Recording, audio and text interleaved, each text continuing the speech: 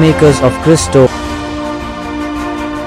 இயேசுவில் அன்பார்ந்த சகோதர சகோதரிகளே, ஷார்ட்டா ஸ்வீட்டா அருமையா சூப்பரா ஒரே ஒரு விஷயத்தை மட்டும் உங்கள்கிட்ட சொல்லிக்க விரும்புகிறேன்.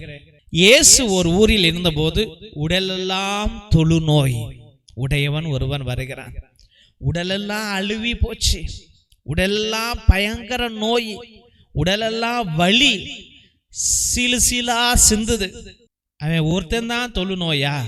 இந்த உலகத்துல நீயும் நானும் எல்லாருமே தொழுநோயாளிகள். ஆம், உடல் வேணா நல்லா இருக்கலாம், ஆனா உள்ளம் தொழுநோயா இருக்கிறது. பாவத்துக்குள்ள உளுந்து உளுந்து உளுந்து பாவத்தை பத்தி நினைச்சு நினைச்சு நினைச்சு, தோல்விகளை பத்தி நினைச்சு, கஷ்டங்களை பத்தி நினைச்சு, ஆபத்துகளை பத்தி நினைச்சு, பிரச்சனைகளை பத்தி நினைச்சு பயங்கர தொழுநோயாளியா நம்ம வாழ்ந்துட்டு இருக்கிறோம்.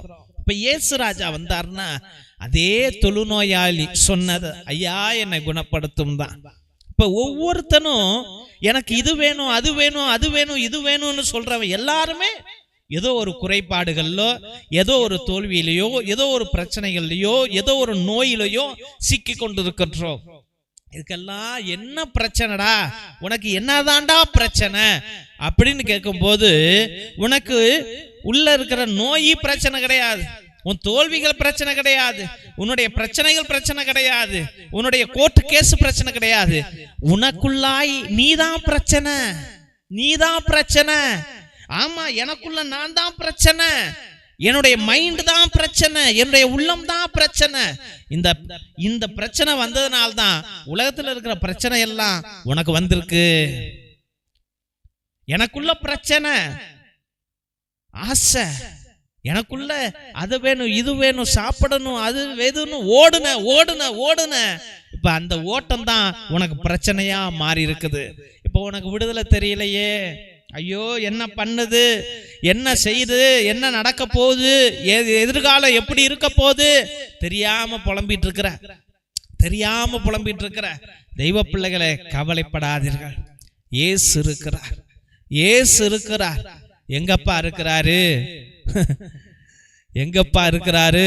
நான் கோயில்ல இருக்கிறாருன்னு ஒரு சில பேர் சொல்லுவாங்க, இல்ல அங்க மேல இருக்கிறாரு, இல்ல திவ்ய நற்கரணையில இருக்கிறாரு.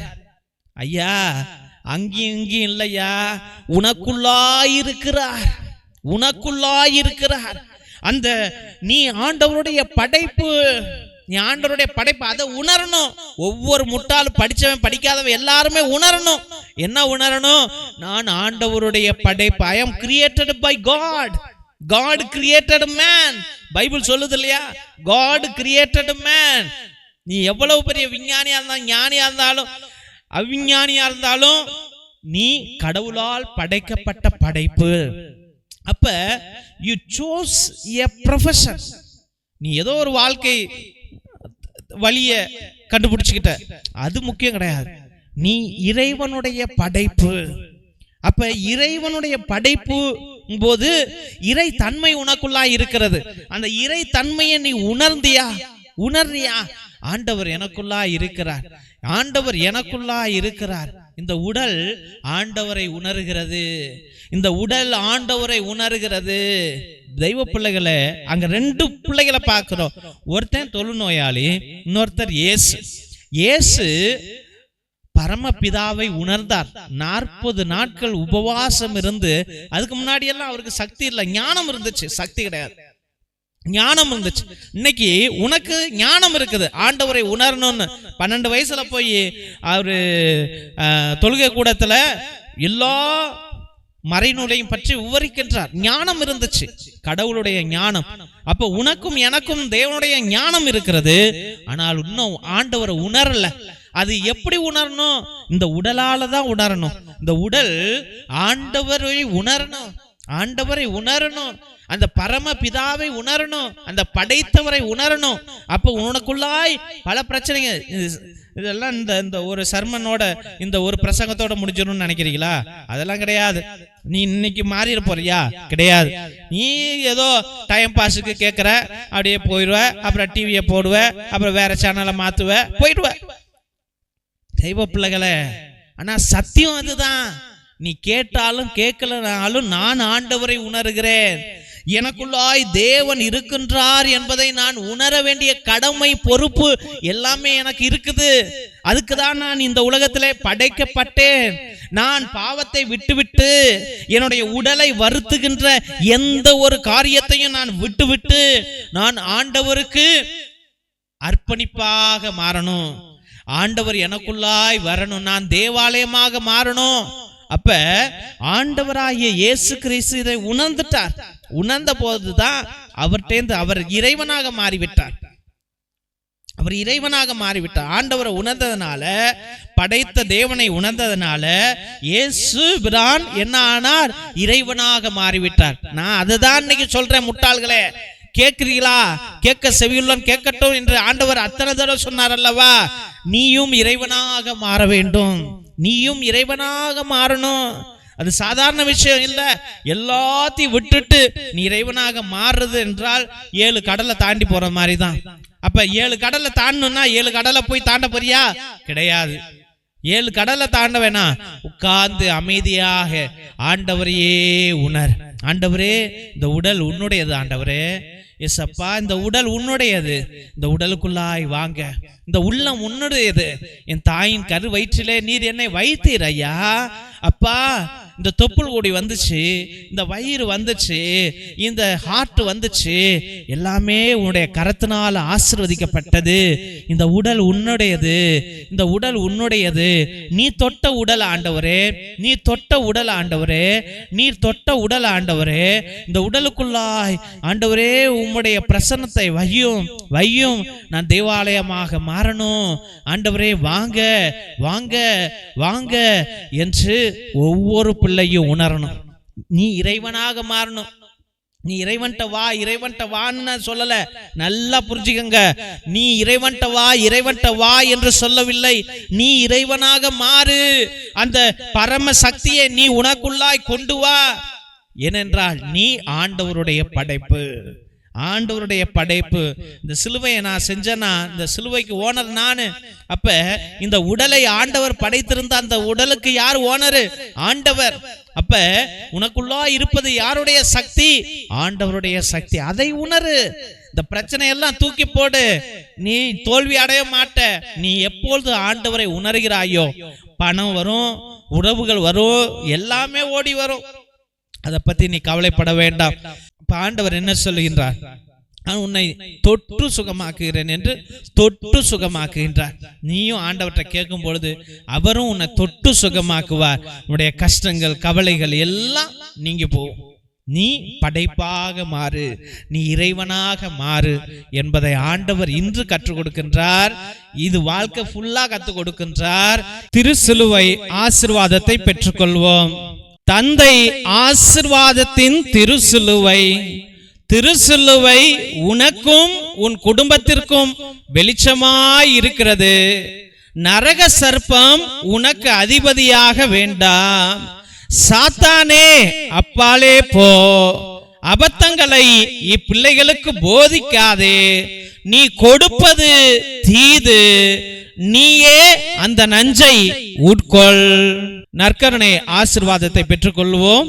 எல்லாம் அல்ல இறைவன் தந்தை, மகன், தூய ஆவியார் உங்கள் அனைவரையும் ஆசீர்வதித்து வழி நடத்தி காத்தருள்வாராக.